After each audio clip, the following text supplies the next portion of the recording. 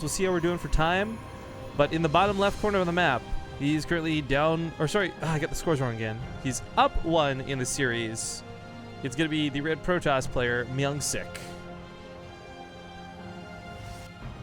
In the top right, as the blue Terran, he's aLive for now. So there's some stuff in chat saying Fantasy's actually been going mech versus Protoss with some success. Yeah, I've seen some of his stream, and some success is correct.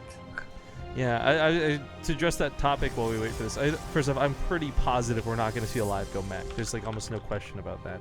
But the, how to say, mech has got a really bad spot. And, you know, going back on that question, if there's something you could buff or nerf, I would actually go and find a way to buff mech more properly, because you can't use it versus Zerg right now. You can't use it versus Protoss.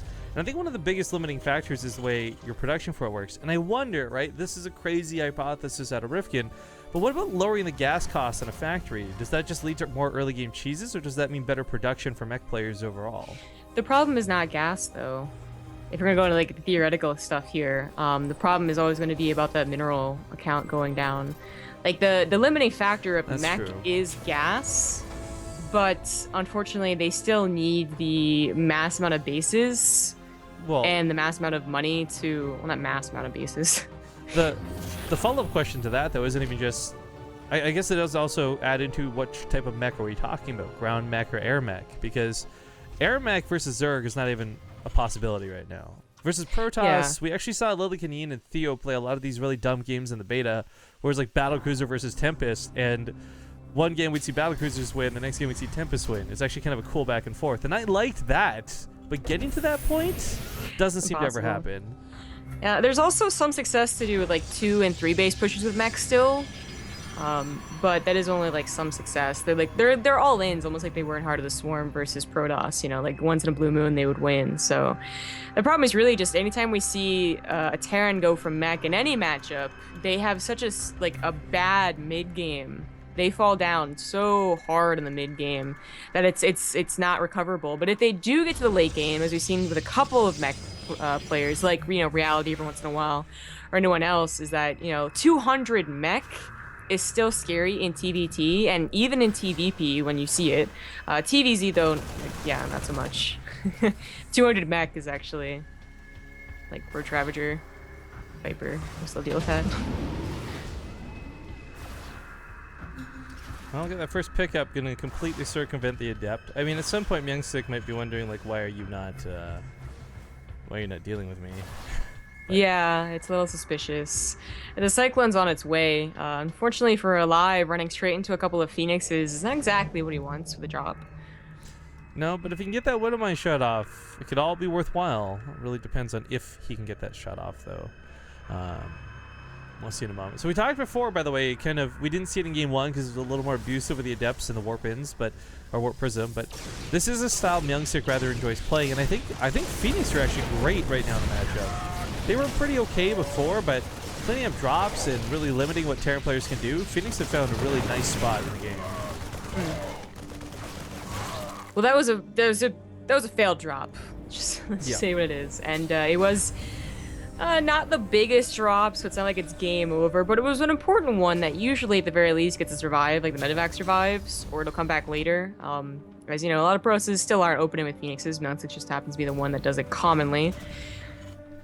Could have gotten like a faster third base with this, played like a bigger macro game, but I don't know if it still is, but like his Twitter picture used to be literally him riding a Phoenix. So this guy definitely, Phoenix Colossus, one of the few that would still make it work even though Colossus have been nerfed. And I guess let's talk about that a little bit just while we get some build up here. Phoenix Colossus used to be the standard pairing for the matchup, and to an extent you could still make it work, but Colossus really did take a big damage nerf, something like 20% between Heart of the Swarm and Beta of Legacy of the Void. So unfortunately they don't quite bring that damage, but their range, the consistency, forcing out things like Vikings, they still have an interesting way to influence the matchup, but we're just seeing a lot of people trend towards more gateway-centric armies with Adepts, and usually Disruptors, if anything. yeah.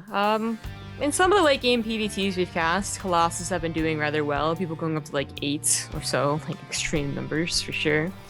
but they still, like you said, they have that consistent damage, where disruptors can sometimes be just straight up hard to control with everything else you have in your army, as well as just occasionally being sniped off from liberators, as we usually see in late game TVP.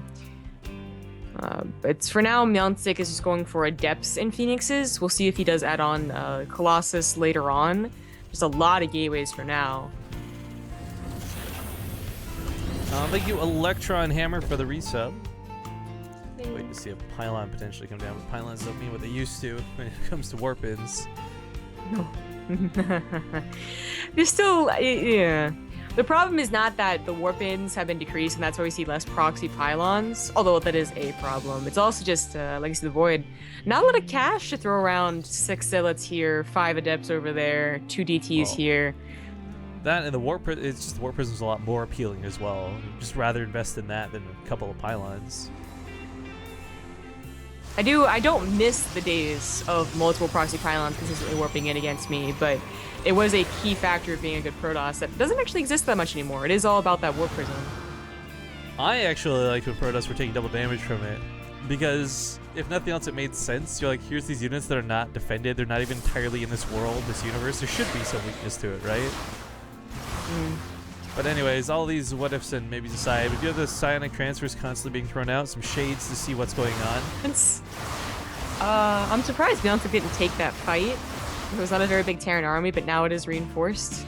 Still not too big, and pure Marine too. Without combat shields, mind you. This might have been a good opportunity for them to take a fight. Yeah. Cyclone could get picked up by the Phoenix, so it's not really that big of a factor. If MyuNgSiK realizes this is no combat shields and this is what forces the fight, Stim goes down, so he's already almost going to die. There's a siege tank here, but that's not going to matter. The siege tank gets lifted up even, and the Adepts just shred through the Marines. Oh my god. Combat shield finally kicks in, but it might not matter. We'll find out in a moment. The medevacs are healing most of the Marines through this, but as they get picked off by the Phoenix, there's less and less healing going on. GG's. That was off 2 base, which is the MyuNgSiK's third. Damn. That was supposed to be a game-winning push, and then unfortunately it was weak, is what it was. Yo, aLive looks so good in TVZ, and then just not good in TVP. Zombie Grub. I don't know what to say about that. Not good at all. All right, what does this put us on the bracket? So True is